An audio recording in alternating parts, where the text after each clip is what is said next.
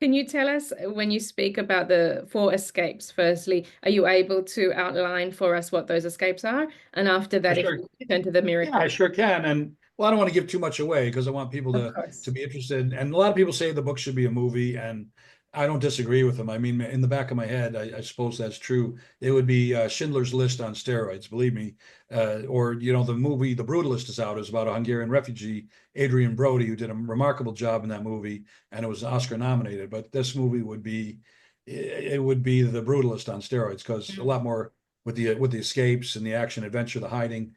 But yeah, my and in fact that you mentioned that the first time I read the manuscript, his first escape was about the only thing I remembered. I didn't really think much of the rest of the book until I read it again more closely and realized how miraculous, how good, how lucky my dad was relative to his parents and the majority of the Hungarian people and the European Jews as well. Not to mention the worldwide homicide rate.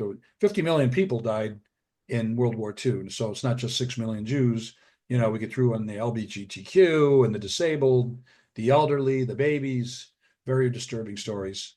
Needless to say, so my dad and his friend Frank, they're in the forced labor camp. They're in the middle of nowhere, Carpathian Mountains. He's a 21-year-old kid. He's been there a couple of months. Cold weather, freezing their ass off. Dad's getting off of a foot infection. He was just back from a hospital. The doctor that treated him in this unsanitary, crappy hospital said to him, "Well, it doesn't matter if I treat your foot or not because you're going to be dead soon anyway." Imagine your doctor saying that. So there's a little excerpt for you. I'm paraphrasing, but that's kind of what he said to him. So my dad limps his way back to the forced labor camp, meets the troops, meets the other forced laborers. They're marching to who knows where. They don't get much news, but they understand that the war might be over soon. So, and they're near the Austrian border, so they don't know whether you should be in Hungary or Austria.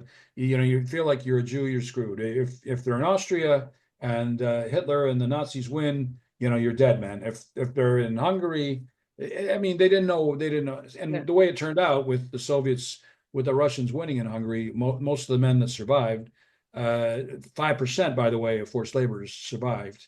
I don't know about Europe, but I think it's Europe or it might be just Hungary, but that's the statistic I heard. Very, very sad. My dad was on the run and in hiding. Well, we're flashing forward a little bit, and so he survived. Yeah, so they had about a 3-day decision to escape because they didn't want to know what was coming next. They had been tired of getting beaten by the brutes, getting urinated on, Mm. starving, doing mindless labor, and getting shot at unarmed because they were paramilitary. They weren't deemed worthy of being in the military because they were Jewish.